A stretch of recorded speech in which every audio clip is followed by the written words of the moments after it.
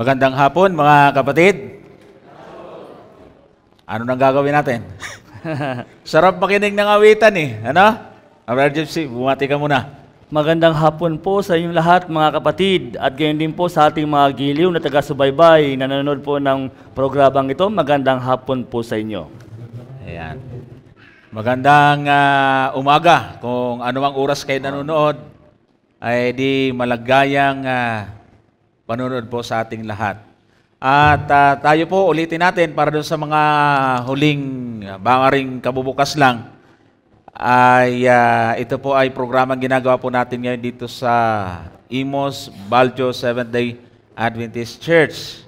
Dito po sa Imos, Cavite. Ngayon ay gugulin po natin yung 1 oras para sa ating question and answer. Running time po tayo.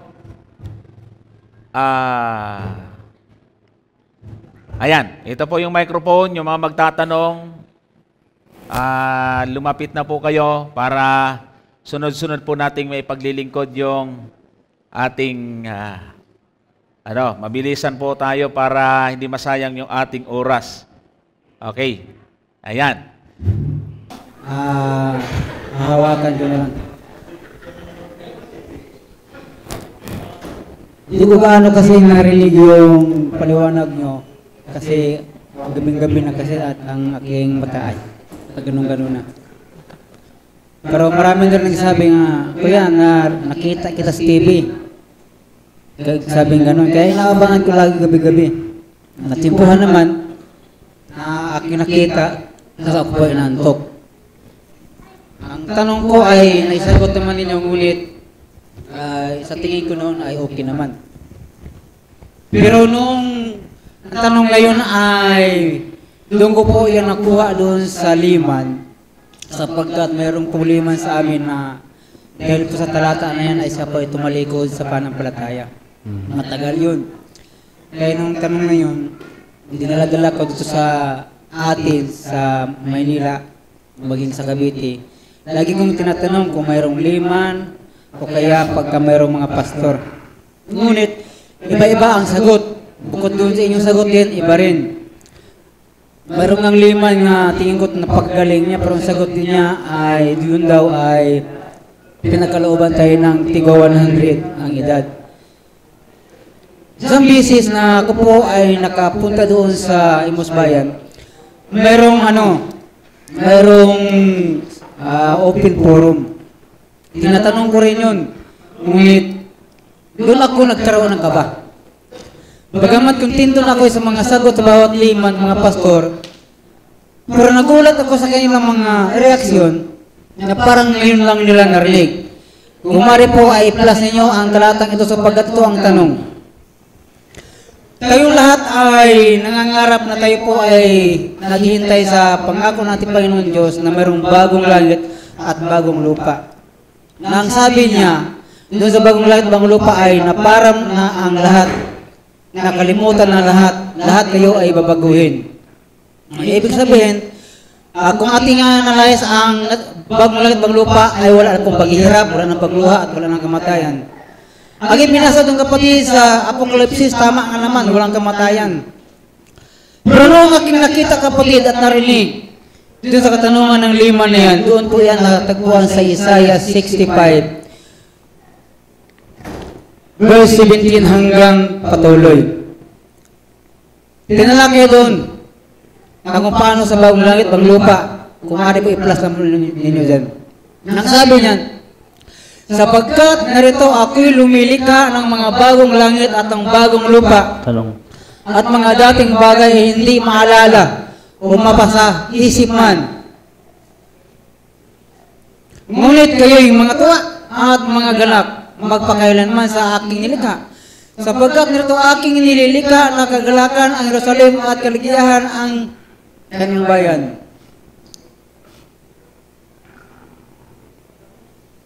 At ako'y magagalak sa Jerusalem at maliligaya sa aking bayan. At ang tinig ng iyak ay hindi na marinig pa sa kanya o ang tinig man ng daing. Hindi na magkakaroon mula ngayon ng sanggol na mamatay o ng matanda man na hindi nalubos ang kanyang mga karawan Sapagkat ang bata mamatay na may 100 taong gulang at ang magkasalanan na may 100 taon ang gulang ay susumpain. Patuloy lang po. At sila'y mga tatayo ng mga bahay at mga yaoy kanilang tatahanan. At sila'y mga mag-ubasan at magsisikain ng mga bunga niyaon. Sila hindi na magtatayo at iba ang tatahan. Sila hindi na magtatanim at iba ang kakain. Sapagkat kung paano ang mga karawan ng punong kahoy ay magiging gayon. Ang mga karawan ng aking bayan at ang aking mga pinili ay mga galak na malao na gawa ng kanilang mga kamay. Diyan lang po. Yung binasa mga kapatid, doon, marami nagtatanong kayo, kaya sabi ng mga tagpuan, pati mga dalaga at binata at pati may mga asawa na natakot ako. Kaya pagkatapos ng kapatid kasi nagpaliwanag ng pastor, pagkatapos maraming mga liman, lumalapit sa gusto kong sumagot. Sabi, bakit nagkasumagot? Ay hindi na kontento. Pero nakita ko kapatid ay hindi nila masyado na ipaliwanag, nagkaroon ako ng kaba. Kaya tumayo ako, sabi ko sa pastor, pwede pong magsalita. Nagsalita ako, sabi ko, mga kapatid, huwag po kayong magkaroon ng nervyos yan. Kasi marami na po mga pagtanungan yan, ay iba-iba ang mga sagot. Meron nagsabi na dual application. Niliwanag ko sa kanya na. Gano'n lang ang pagkasabi ko sa kanya mga kapatid, nga dual application. Pwede na sana yun eh. Kaya lang, ang nakalagay dyan, dire-diretso yung pangungusap. Hindi na magkakaroon mo lang ngayon ng sanggol na mamamatay. Okay na sana yon. Wala na talagang mamamatay. O ng matanda man na hindi nalubos ang kanyang kaarawan. Ibig sabihin, sinasabi dyan, hindi mamamatay na hindi nalubos. Ay kung nalubos na, ipatay din. Nakuha nyo?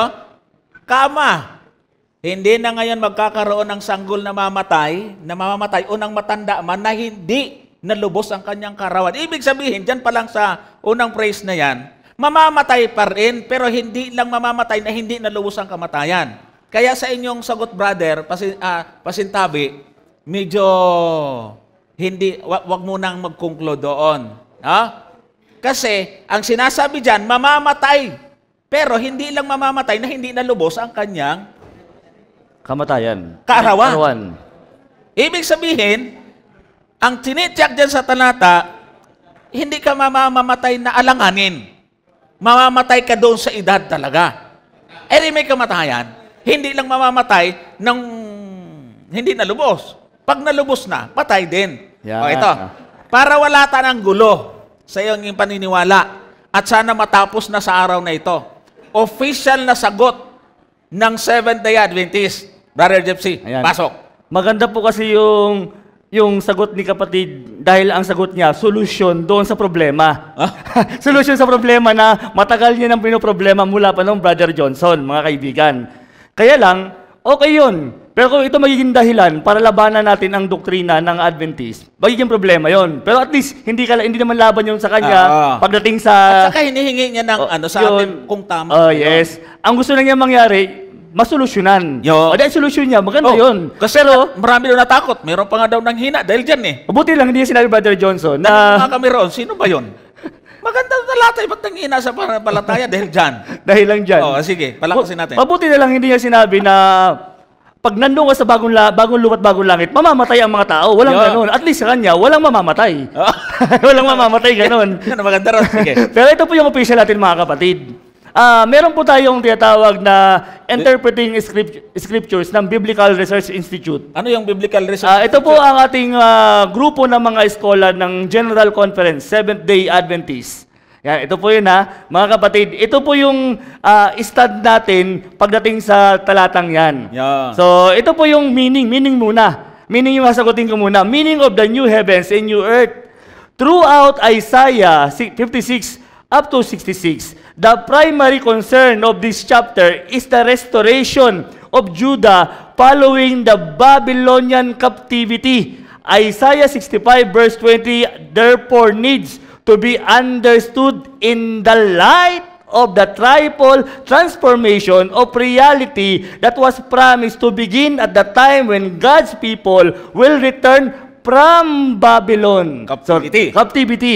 So, ibig sabihin, pag-uusapan natin yung tinatawag na historical, yung tinatawag na hermeneutical background, kapatid. Dalawa yan eh. Oo. Historical context at saka Tsaka, immediate context. yung immediate context. Since na ang pinag-uusapan, iba ang Revelation, iba ang Isaiah. Ang Isaiah, galing po siya sa tinatawag na captivity, pagkabihag. Ang Revelation, pagkatapos ng pagkabiha, ng tinatawag na pagkagunaw, diretso na sa langit.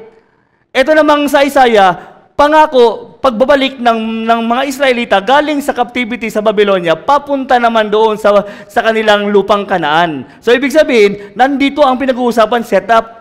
Nandito sa mundong ito. Yan yung immediate Oh, context. immediate context, kapatid. Yun yung local context na tinatawag na sinasabi. So, ang ating stand dyan, pag pinag-usapan ay Isaiah at Old Testament prophecy, ang unang aalamin mo muna, ano ba ang background niya at ano ang tinutukoy niya at sino ang pinapatungkulan niya. Yan. Kanino ba ito nakapatungkol? Doon agad, doon sa future, sa Revelation? O during that time, ito sa mga panahon ng mga Israelita sa panahon nila?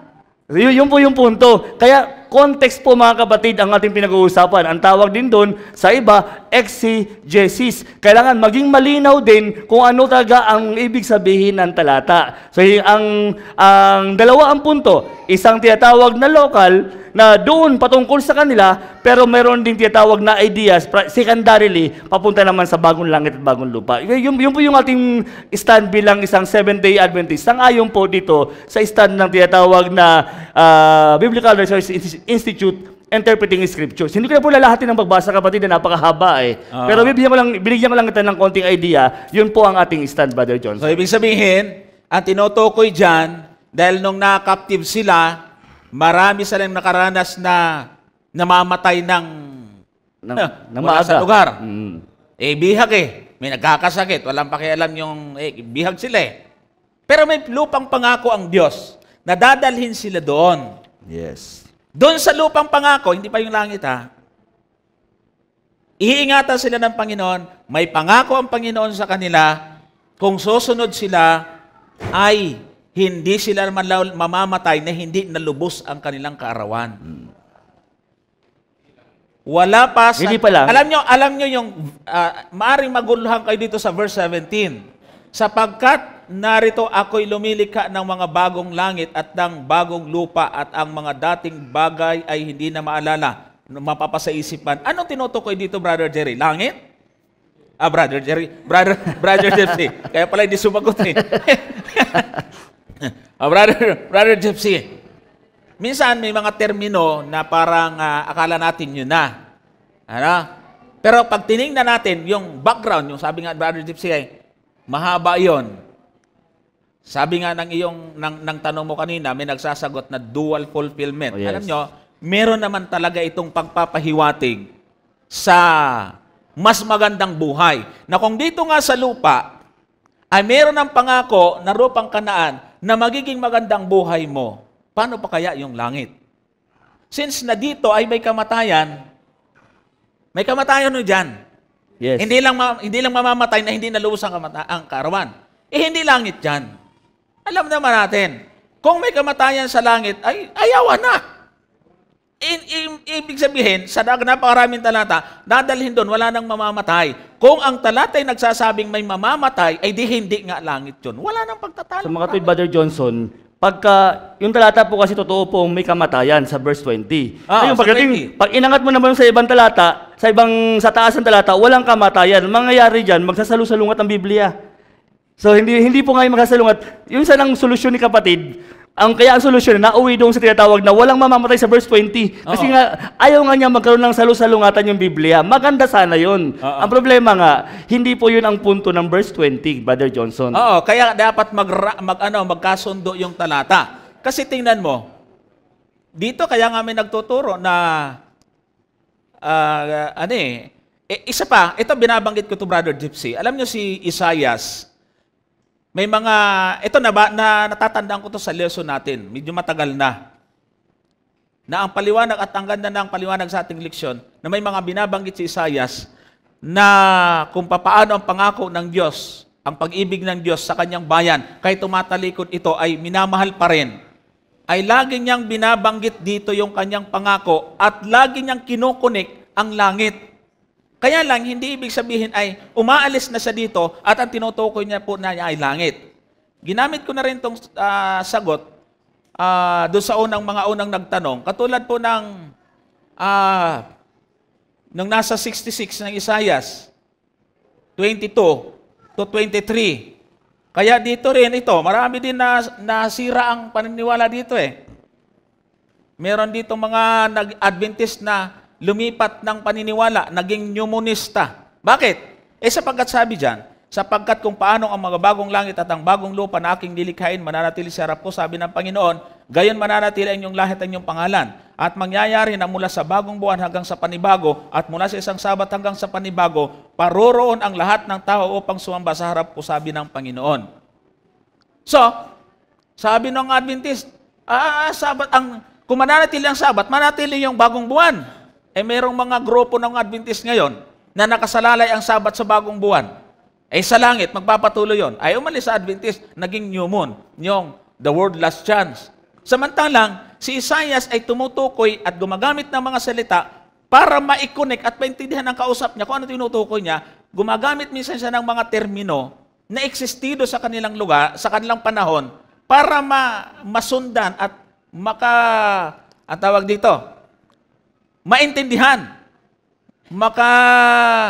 sakay o kaya ay may termino dito para maunawaan nila at masundan siya kung ano ang tinutukoy niya. So, may kaya nga doon, pareho din yung brother Gypsy. Ang bihira naman, no? Brother Gypsy. Mayroong mga binabanggit doon, bagong lupa, bagong langit, kaya may kalituhan. Yes. So, pero hindi ibig sabihin, taga lang, bagong langit, bagong lupa doon sa langit. Ang problema lang doon sa ating kapatid, yung layman na nag-backslide, ano kaya ang kanyang kina-backslide? Dahil lang ba doon sa talatang yun? Hindi siya mag-backslide. Dahil lang doon sa talatang yun, doon lang siya nag-backslide o meron dahilan? Tingnan niyo po kapatid napakalinaw ng ating stand. Sa summary, Isaiah 65 verse 20 is a problem text. When read from a New Testament mindset, kapag ang iyong binasa mo, ang Isaiah 65:20, ang iyong mindset, papunta do ang iyong mindset ay naka New Testament. Mga kapatid, naintindihan niyo? Ang iyong pag binasa mo siya sa mindset ng New Testament, magkakaproblema talaga. Since na ang ating binabasa ay Old Testament. Sabi niya, but it makes perfect sense in the setting of what might have been after Judah's return from the Babylonian exile. Although God would intervene in a spectacular fashion, according to the prophets, the fullness of paradise would be destroyed only a little at a time. In the wake of Christ's first advent, the book of Revelation portrays a much more sudden pictures of transformation at the end. So ito na yung sinasabi ko sa iyo na wag mo munang i-interpret ang Old Testament, ang Isaiah, sa context ng New Testament. Tignan mo muna kung ano ang tinutukoy nito, sino ang pinapatungkulan nito doon immediately sa tinatawag na Old Testament. Pagkatapos mo ma-solve doon, yung the rest na talata na sumasang-ayon sa New Testament, tsaka mo siya i-apply, i-connect. Nakuha po ba natin mga kapatid? Hindi tayo maging, ang style kasi ng mga sinaunang mga nagbabasa ng Biblia, patalong-talong tayo ng talata, hindi mo natin kinukuha kung ano yung konteksto bago tayo pumunta sa iba, kasi hindi po lahat ng nabasa mong talata ay halos yun talaga ang ibig sabihin. Tingnan mo muna kung ano ang tinutukoy niya, kapatid, Brother Johnson. Okay, next question tayo. Okay na, sana wala na tayong problema, brother, kasi pag kinontra natin to, hindi na paniwala ng Adventist yun. Official stand po natin to, mga kapatid. Pinakamaganda, doon tayo. BRI po ito, talagang nag-aral sila. At talagang, kaya yung gumawa niyan, ay hindi natin pwedeng kontrahin unless na mas mataas pinag-aral natin sa kanila. Ito po ay... Pangalan niyo po, brother? Jeruel Fernandez po. Camilla. Yun po ay... Bumula din sa isipan ko itong katanungan ito. Saan po ba matatawag natin nagbumula yung ang infants po ba, yung bata, ay nagsisimula po ba sa 10 years old pababa? Ano po? Pahilino po. Yung infant ba? Ha? Anong edad? Edad. 10 years o pababa. Yun lang po talaga yun. Bakit naman? Antayin nyo na itanong. Kaya ko po na itanong ito, ibig sabihin nakasalalay pa po ito sa magulang.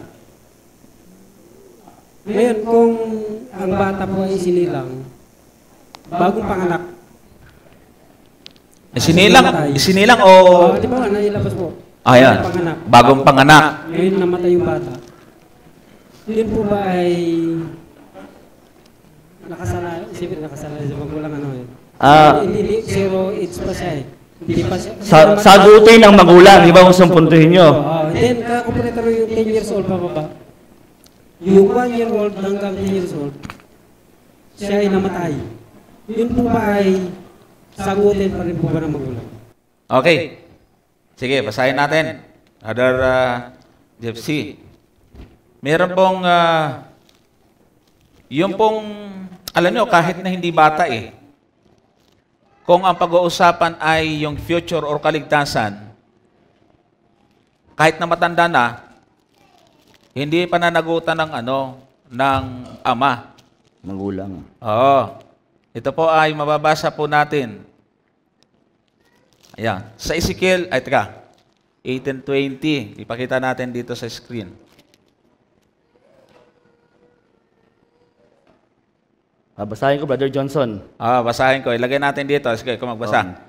Ang kaluluwa na nagkakasala, mamamatay. Yan. Ang anak ay hindi magdadanas ng kasamaan ng ama. Yan. O magdadanas man ang ama ng kasamaan ng anak. Yan. Ang katwiran ng matuwid ay sa kanya at ang kasamaan ng masama ay sa kanya. Yan. So, dito, hindi na infant ito, pero hindi nakasalalay sa magulang. How much yung mga bata? Kasi, Brother Gypsy, meron nga namang meron nga namang mga pagtuturo ngayon na yung kasalanan, lahat ng tao ay nagkasala. Kaya may paniniwala na yung bata ay minamanang kasalanan. Yes. Ito po yung ating pong pananiwala at interpretation dyan bilang mga Seventh-day Adventist, mga kapatid. Ang kasalanan ay hindi namamana. At ito na nga yung talata.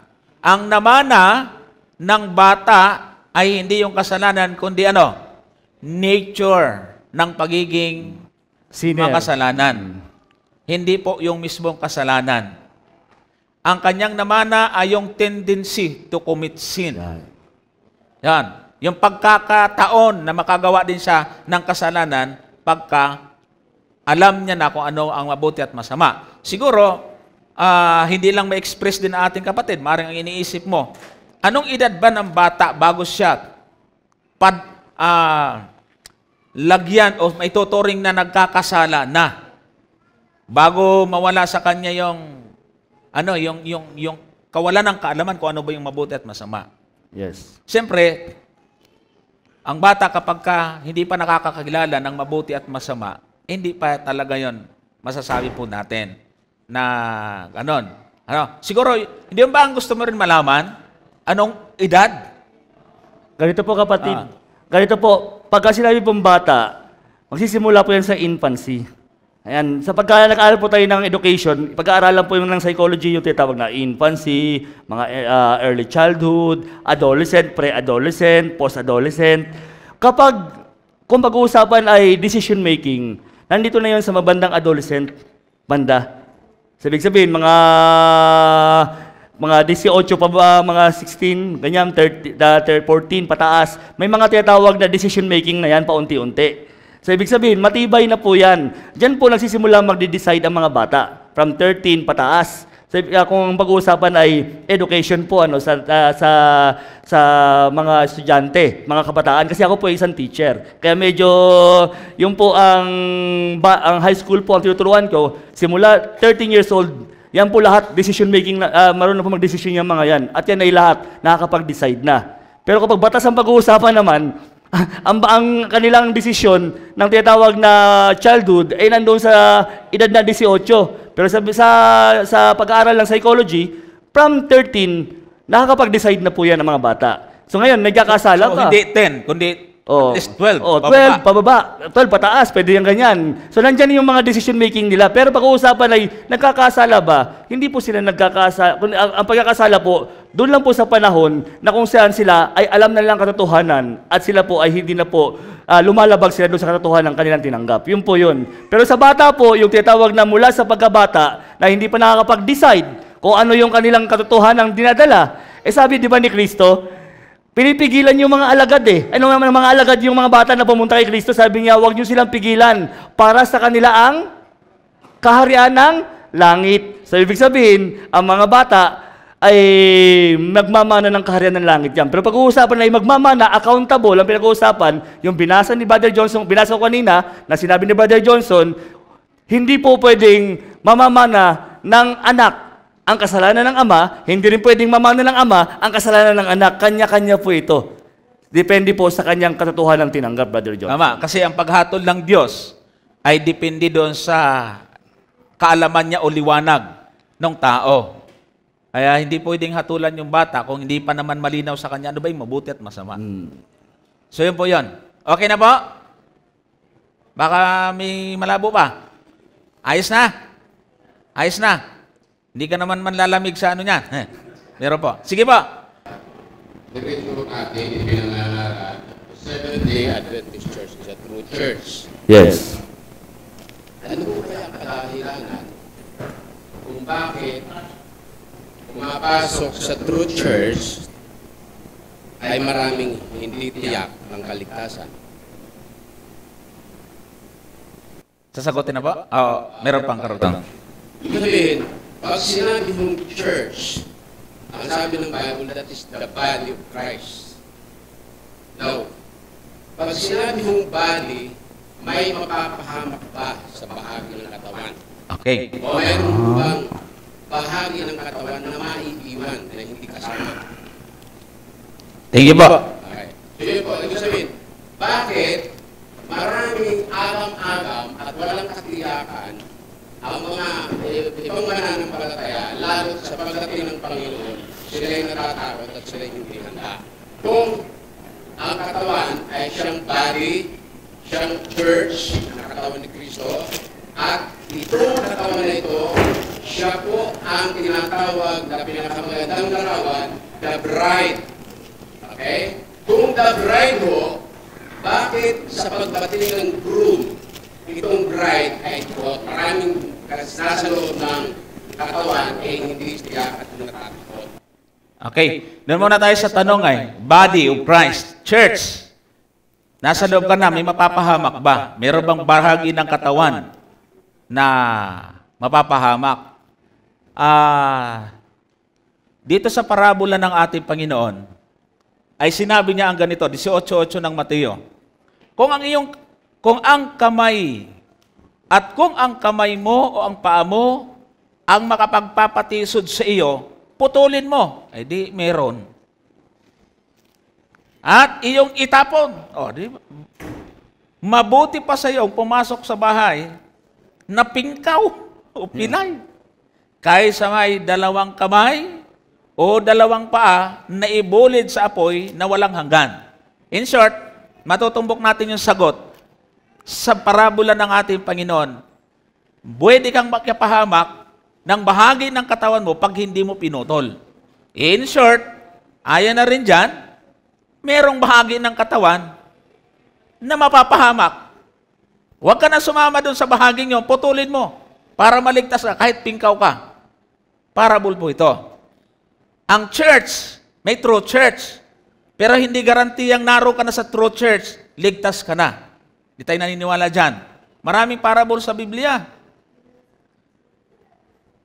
Wheat and tears. Trigo at Paniran damo. Paniron damo. Magkasama po ba? Magkasama sa church.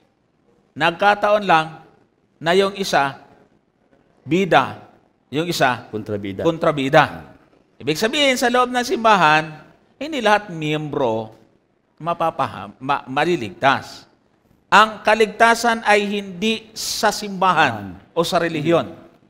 May kinalaman po dito yung ating individual na relasyon sa ating Panginoon. Kaya hindi tayo naniniwala doon sa pagtuturo ng iba. Para maligtas ka, pumasok ka sa iglesia. Hindi tayo naniniwala doon.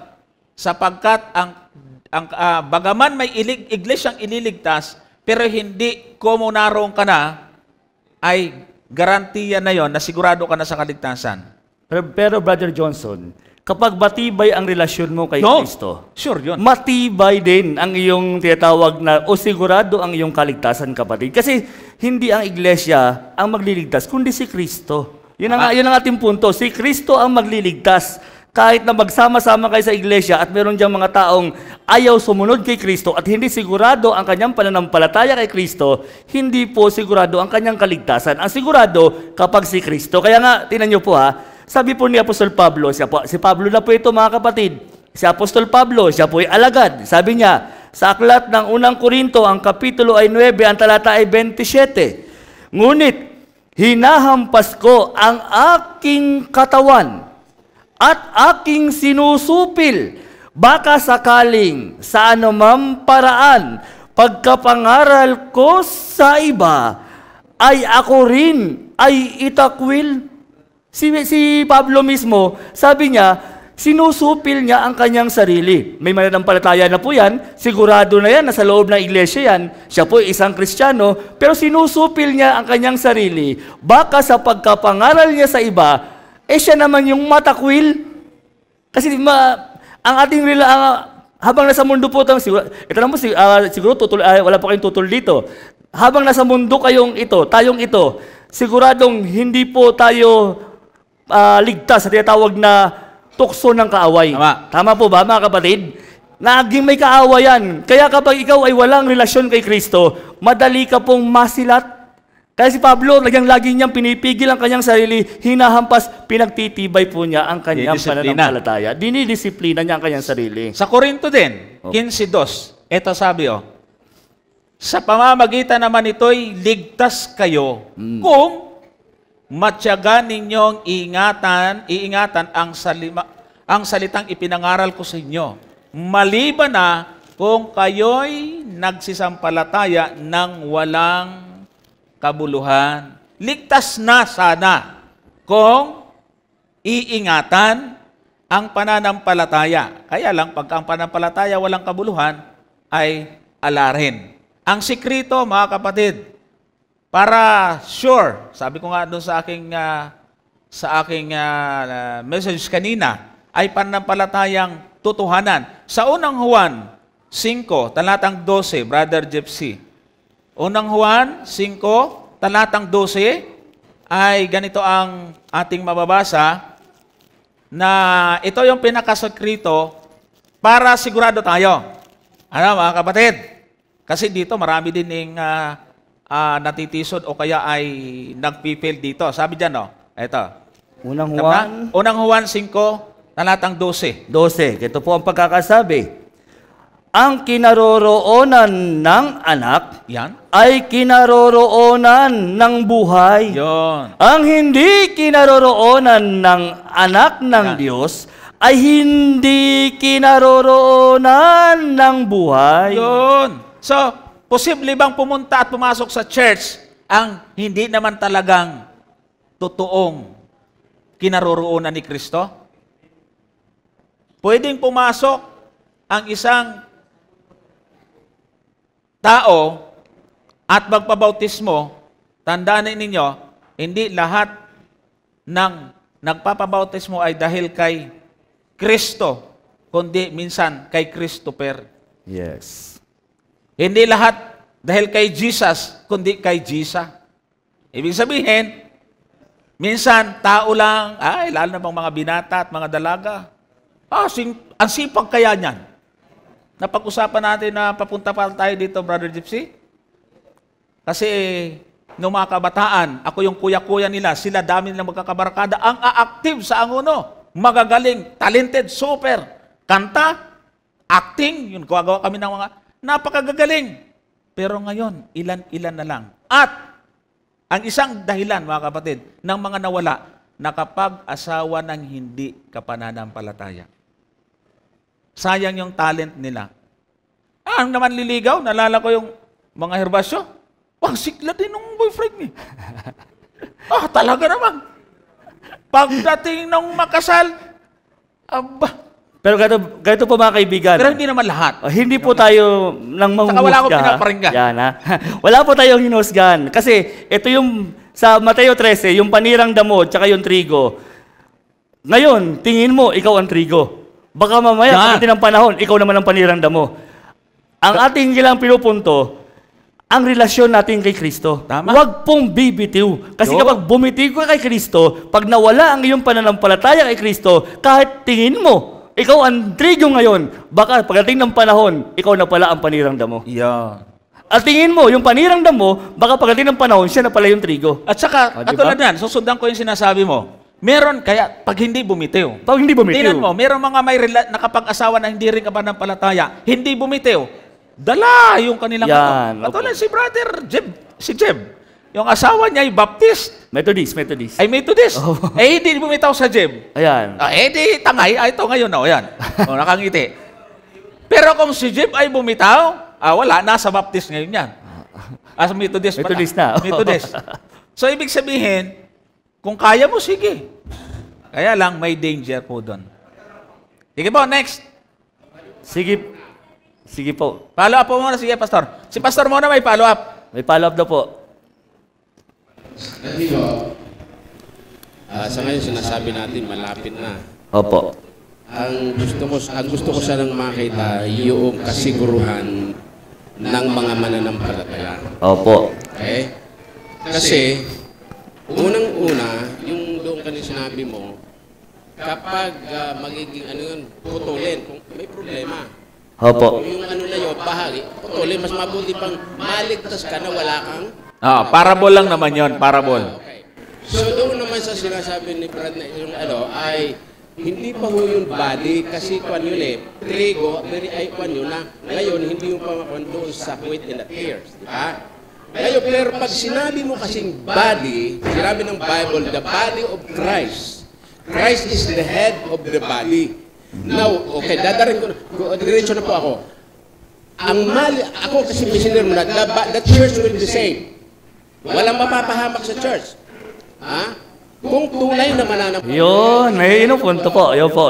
At yung kinaruroonan ni Kristo. That is the church. Yes. You may be in the church, but you are not the church. Yes. Correct? Kaya dapat to matiyak ng mga mangangaral na magkaroon ng katiyakan ng mga sumasampalataya na sila ay secure sa katawan ni Kristo sapagkat ang babalikan ni Kristo, I will come again, where I will be, you will be there also. Kasi yun ang kasintahan. Ano experience ng kasintahan sa pagbabalik ng kanyang kasintahang lalaki? Opo. Excited, Yes. walang takot. Ang Yan. problema ngayon, maraming mananampalataya, takot dahil hindi nila tiyak. Hindi sigurado, Pastor. Kasi maganda yung sagot ni Pastor po. At ang niya?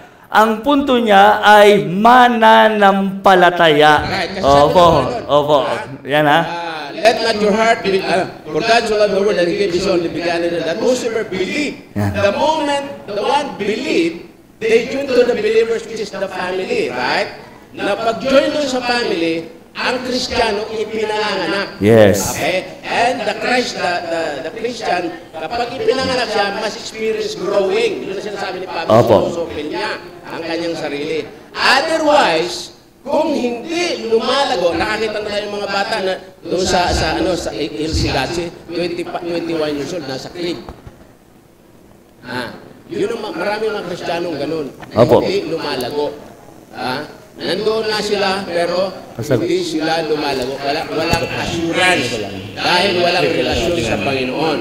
Ngunit kapag ang isang makasalanan ay namatay at naging new creation, yun ang pumapasok doon sa body of Christ, the church, and the bride na siyang babalikan at kukunin ni Kristo na walang pag-aalinlangan dahil ang sabi ng Panginoon, kung saan ako, doon din kayo.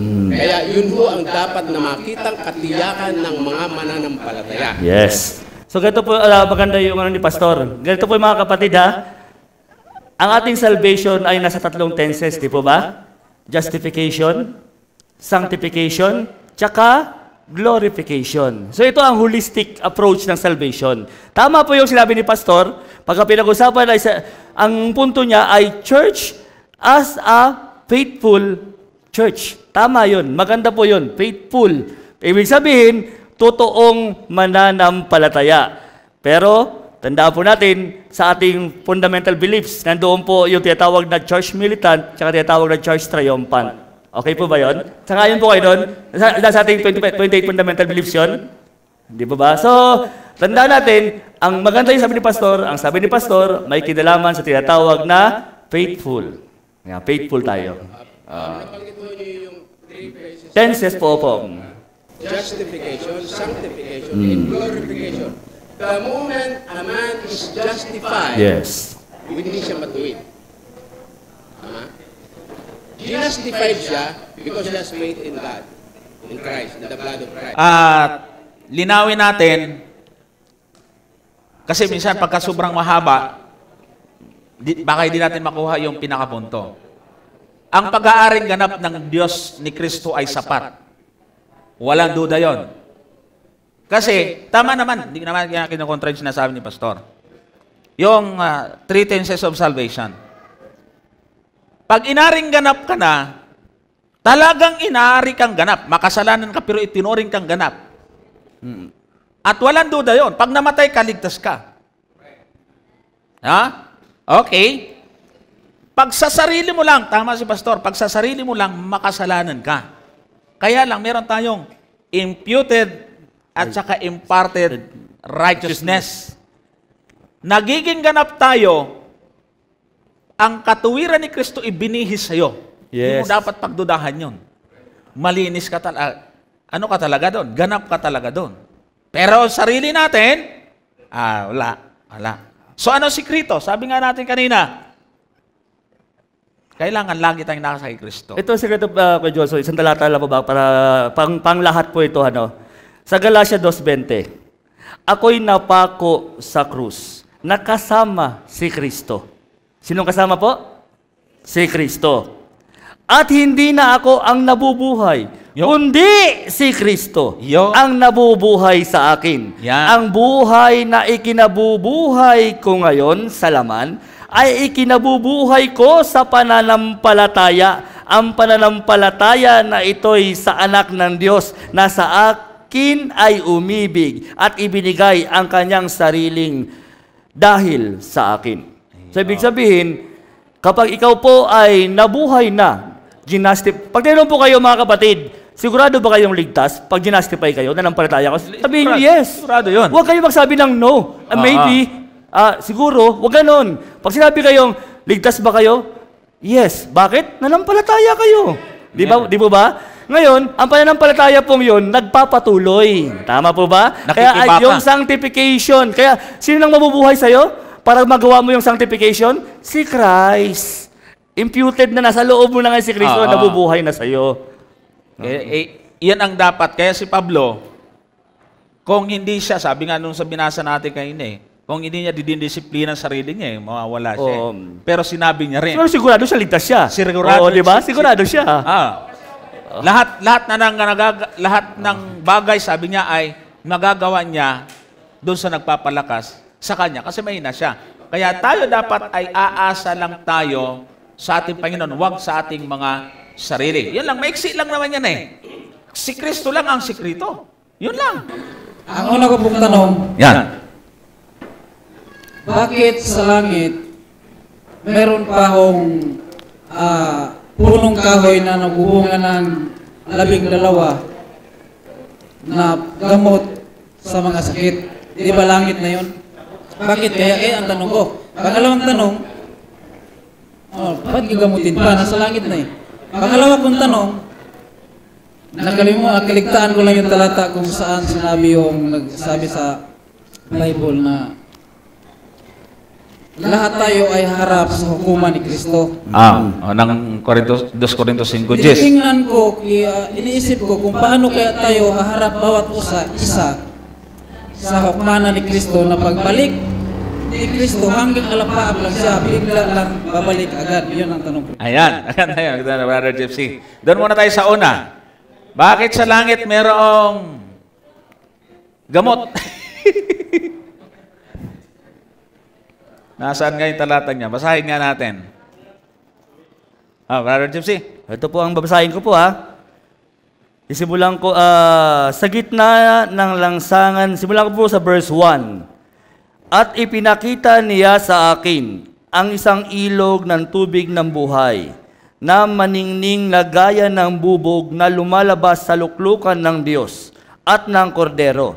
Sa gitna ng langsangang yaon at sa dako rito ng ilog at sa ibayo nito, naroon ang punong kahoy ng buhay na namumunga ng 12 iba't ibang bunga na namumunga sa bawat buwan, at ang mga dahon ng punong kahoy ay nagpapampagaling sa mga bansa. Kasi daw, wala naman ang sakit doon, ba't may pampagaling? Minsan may nagtanong ako, ano naman ngayon? Tinanong ako ano naman? Pero lang. Ano bang ibig sabihin? Meron bang sakit? Kasi may pampagaling Kumot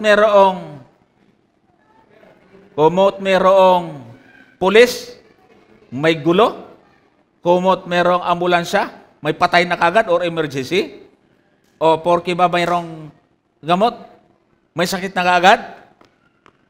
Pero punta natin, Brother Gypsy, yung ating pong, ikaw muna, sumagot yan. Sige. Lagi ko nang nasasagot yan, ikaw naman. Gusto ko. Basahin muna natin. Ayan. Maganda kasi po yung binabasa natin yung mga istad natin bago tayo mag-conclude ng sarili nating kasagutan. 22 verse... Mukhang Andros Bible yung binubuklat mo Yan po, 22 verse 2. So, ito po yung komentary ng Andros Bible natin. Tree of Life. Yung Andros Bible, Brother Gypsy, ay printed po yan at may mga comment ng mga Adventist. May commentary po ito sa baba.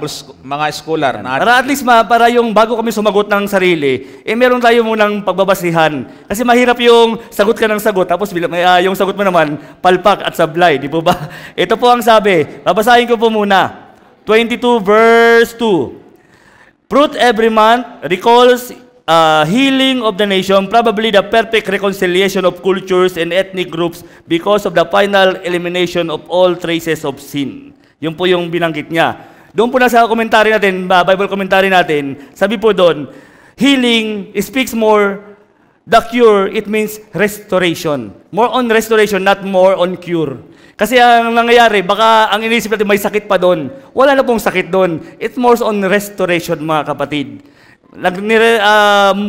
Kasi ang ating namang revelation ay hindi naman laging doon ka nakapokus sa word na ito ay symbolical, di po ba ang revelation? So more on, sabi ni magiging si Miss White, ang sabi niya, it more on restoration and not more on cure. Hindi po pangpagaling lagi doon sa tinatawag na may sakit. Kaya sabi ni Brother Johnson kanina, pag may pulis, ibig sabihin may krimen lagi.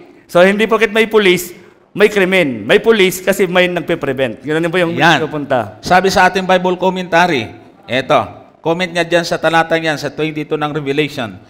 The tree of life is a representation of the preserving care of Christ for His children. Kasi sabi po dito sa commentary, gusto lang ipakita doon, simbolo siya ng kapayapaan at pagiging wala ng sakit. Dahil nang ilagay ng Panginoon si Adan at Eva sa Hardin ng Eden, meron din punong kahoy doon. Yun ang nagpabagsak sa kanila. So meron din ilalagay na simbolo ang Diyos ng kapayapaan at ng patuloy niyang pag-iingat at pag-ibig sa atin. So it more on symbol, Brother Johnson. Yes. Hindi lagi yung pag sinabi may puno ng bungang kahoy ng pagpapagaling, lagi may sakit. It more on symbolism. Representation. Representation. Oo. Yan po yun ang ating sabi sa ating Adventist Bible commentary. Second question. Next. Yung second question, ano ba yung... Oo nga.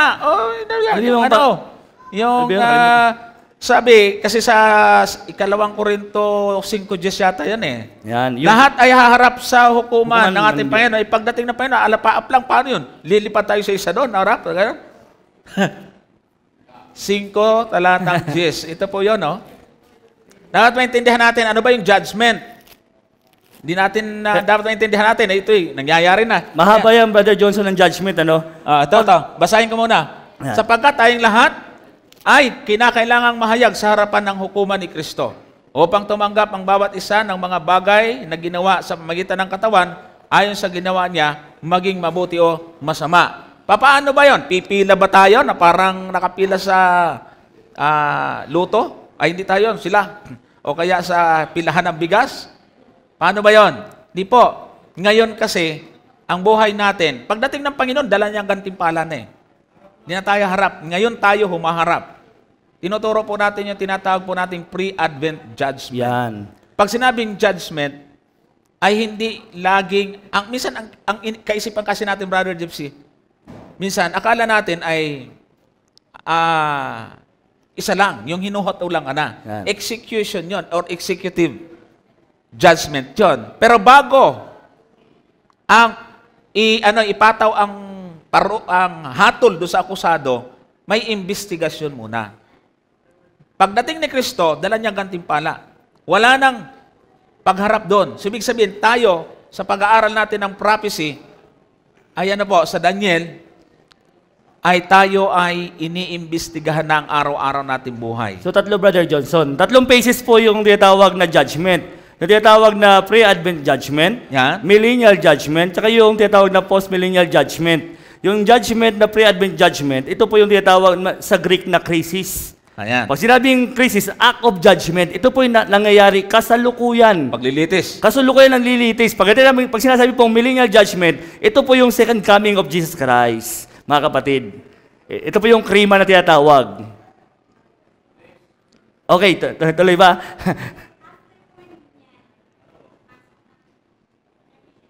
Okay po. Ay, mag-prepare na raw, sabi ni Direk yung yung kakanta. Pag nakita namin kayong susungaw-sungaw na dyan, titigil na kami. Ito pala. Oo nga pala, kayo Ito pala nga yung pala. susunod nakakanta. At saka, kakanta kayo, at saka yung yung taga rito. Basta alam nyo na yun kung sino kayo. Pagkatapos, sunod ka agad. Punta po na tayo sa isang tanong. Okay na ba, kapatid? Yung judgment, sino nasa tanong kanina? Naintindihan natin, ang judgment natin ay nangyayari na sa atin ngayon. Iniimbestigan, nililista na yan. Nakarecord na ang ating ginagawa. Pagdating ng Panginoon, kukunin na lang yung maliligtas. Pero ang verdict, pagdating ng after 1,000 years. Yes. Ayan. After 1,000 years, during 1,000 years, yung naligtas, dadalhin sa langit. After sa 1,000 years, bababang kasama yung New Jerusalem at bubuhayin yung makasalanan. Doon yung last or final judgment. Yung executive judgment na tinatawag natin. Okay Sige po. pa. Cavite. Bayanan. Oo. Ah, Na okay. medyo walang naguguluhan. Kasi yung lesson natin 3 months ago, tungkol yan sa creation. Then, sabi po sa Genesis 1:27, nilalang tayo ng Panginoon ayon sa kanyang word. Ulitin niyo para malinaw yung question. Ang 3 months ago, ang lesson natin about creation. Sabi po na nilalang ang tao ng Panginoon ayon sa kanyang Basahin. Lagyan natin. Sige. Tapos, tuloy niyo lang po. 27. Sige lang, tuloy niyo lang po yung tanong niyo. Ang tanong ko po, kung ayon sa kanyang wangis, paano pumasok ang mga sari-saring kasarian ng tao?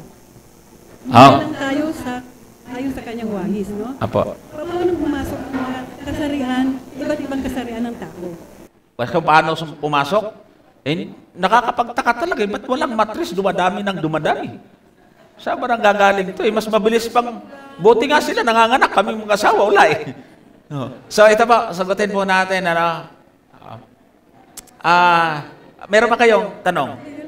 Yun lang, okay. So, saan na tayo nilalang ng Diyos? siguro ay dapat maintindihan po natin dito. Maintindihan natin yung sabi dyan, at nilalang ng Diyos ang tao ayon sa kanyang sariling larawan, ayon sa larawan ng Diyos nilalang, siya nilalang niya sila na lalaki at babae. Eh bakit ngayon? Meron ng third sex. Okay.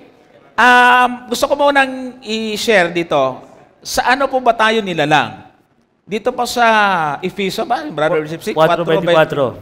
4:24. Ito po, dito po tayo nilalang.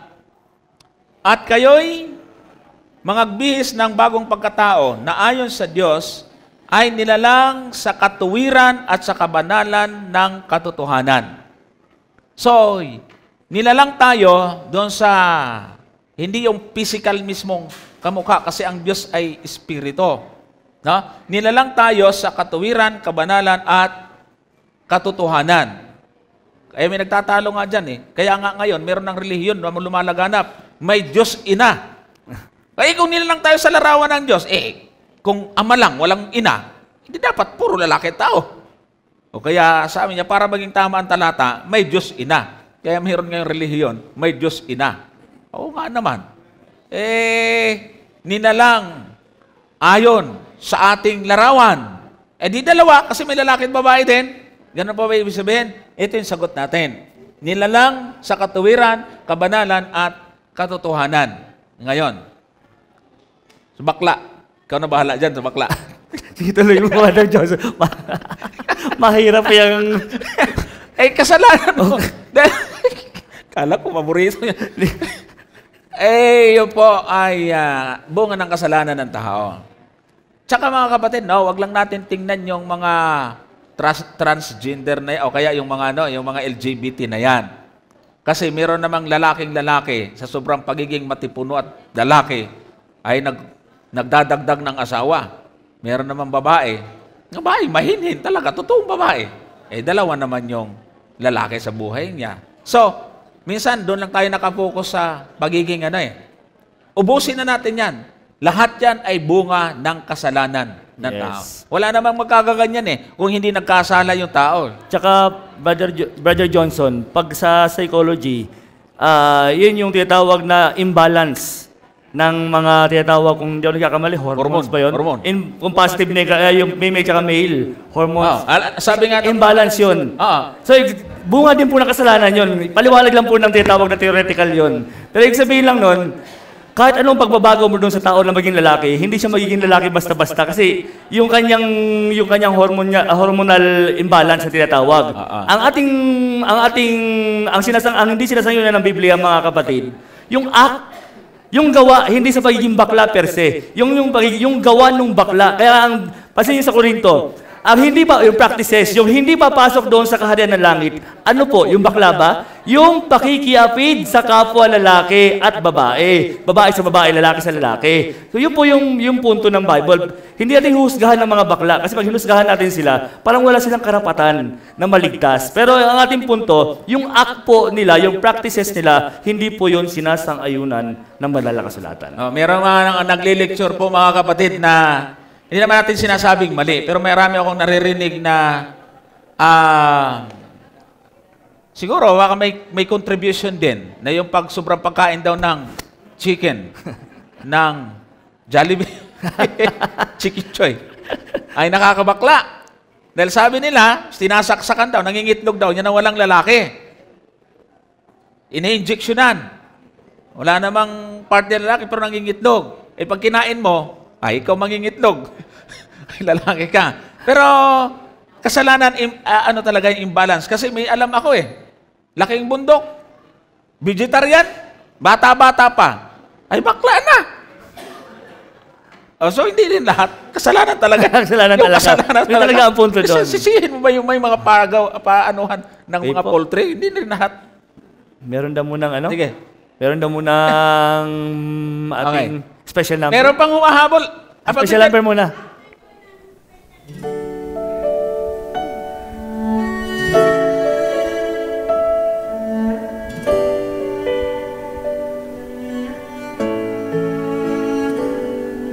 It's hard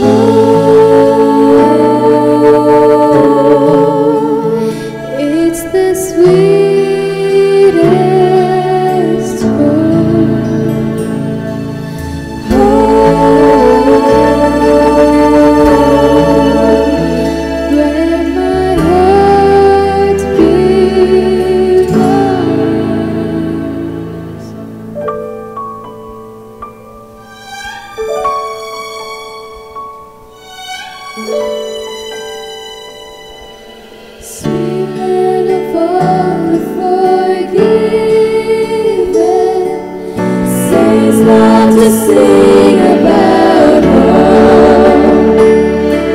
Saints love to sing about home. Saints love to sing